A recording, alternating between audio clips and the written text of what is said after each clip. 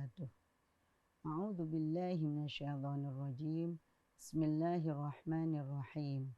Alhamdulillahilladzi khalaqal insana min 'alaq. Wassalatu wassalamu ala sayyidina Muhammadin al-mab'utsi yutimma makarimal akhlaq wa ala alihi wa ashabihi alladzina yahtaduna bihudahi man salak. Pemirsa TV Menara Kampus yang dirahmati oleh Allah Subhanahu wa taala. Alhamdulillah kita pada tahun ini dipertemukan dengan Ramadan. Tentu ini adalah sebuah anugerah yang sangat besar yang harus kita gunakan dan kita maksimalkan sebaik-baiknya, karena kita belum tahu apakah nanti di Ramadan berikutnya kita masih diberikan kesempatan umur panjang atau mungkin ada yang lainnya. Lah, salah satu dari ibadah yang kemudian disunahkan dalam bulan Ramadan ini adalah iktikaf. Iktikaf secara bahasa ini adalah berdiam. Tapi sebenarnya yang dimaksud dengan iktikaf ini tidak sekedar berdiam saja. Tapi iktikaf ini adalah berdiam diri di dalam masjid dalam waktu tertentu, disertai dengan niat dan tentu ada tujuannya. Ketika seseorang melaksanakan iktikaf, maka dia harus memenuhi beberapa syarat. Yang pertama adalah ketika kita melaksanakan iktikaf tentu niat. Niat sebagaimana yang kita lakukan ketika kita melakukan ibadah yang lainnya. Tempatnya di dalam hati. Tetapi kita mungkin bisa memposisikan dan juga bisa mengkonsentrasikan diri dengan cara melafadzkan atau membaca niat tersebut. Niat iktikaf ini akan dibagi apakah iktikafnya itu iktikaf yang sunnah atau iktikaf yang wajib. Karena kita mengenal dua jenis iktikaf itu. Ketika seseorang melaksanakan iktikaf sunnah, misalnya dia bisa berniat, nawaitu al-i'tikafa fi hadzal masjidi ma dumtu fihi sunnatan lillahi ta'ala. Ini untuk iktikaf yang sifatnya sunnah. Sementara ketika seseorang mau melaksanakan iktikaf yang wajib, misalnya wajib ini dikarenakan dia bernazar atau berjanji untuk melaksanakan iktikaf, maka nazarnya ini atau iktikaf yang kemudian dilaksanakan karena nazar ini harus juga disampaikan, dieksplisitkan di dalam niatnya. Nawaitu al-i'tikafa fi hadzal masjidi, misalnya nadhran lillahi ta'ala. Disebutkan. Ini yang pertama adalah niat. Yang kedua adalah al-lubsu atau berdiam diri di masjid. Jadi ketika seseorang itu melaksanakan iktikaf, dia harus berdiam diri di masjid dalam waktu tertentu. Kalau ulama Syafi'iyah menyatakan bahwa iktikaf ini minimal adalah qadru tumakninah. Ketika seseorang itu melaksanakan iktikaf mungkin tidak butuh waktu yang sangat panjang sebagaimana yang dibayangkan orang, tapi cukup sebagaimana ketika tumakninah dalam melaksanakan ketika dia dalam kondisi tumakninah.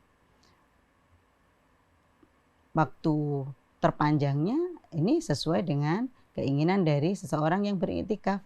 Bisa mungkin 1 hari 1 malam atau bahkan sesuai dengan keinginan dari muktakif atau orang yang beriktikaf bisa 1 bulan dan seterusnya. Ini yang kedua.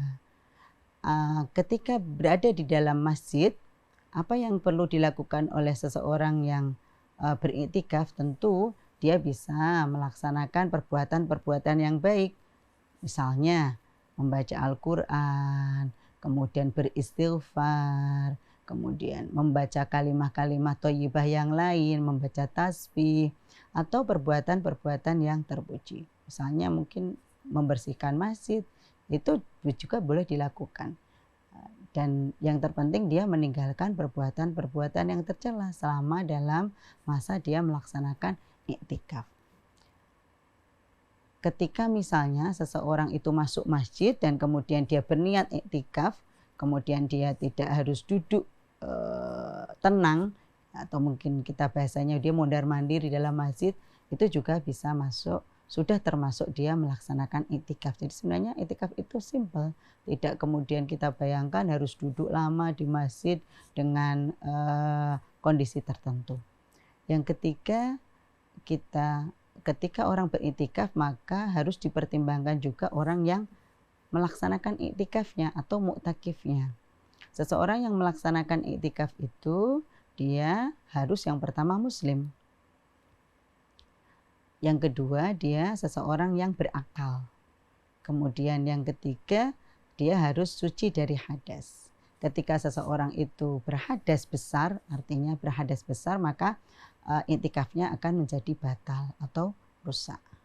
Nah, iktikaf ini harus dilakukan atau sesuai dengan yang sudah direncanakan. Misalnya iktikaf ketika seseorang itu disempurnakan, mau sehari semalam, mau misalnya 3 hari, 1 minggu, atau mungkin 1 bulan.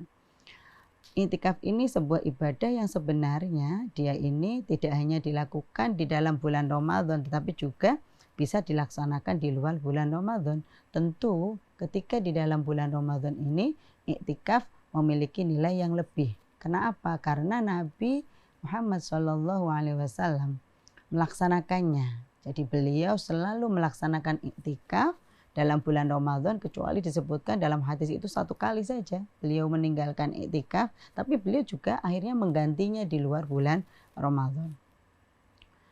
Diriwayatkan dari Sayyidah Aisyah radhiyallahu anha, jadi qalat Aisyah radhiyallahu anha, anna Nabiyya sallallahu alaihi wasallam kana ya'takifu fi 'ashril awakhir min Ramadhana hatta tawaffahullahu.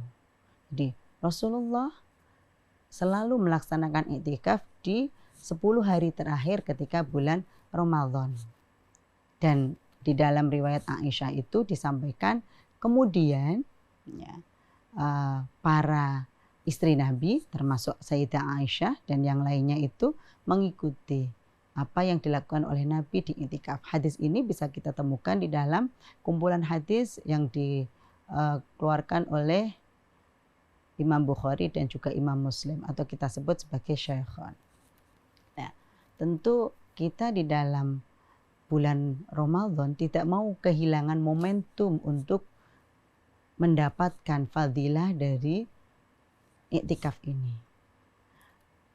Ketika kita iktikaf tentu ada tujuannya. Salah satu tujuannya adalah muraqabah atau mendekatkan diri kepada Allah Subhanahu wa taala.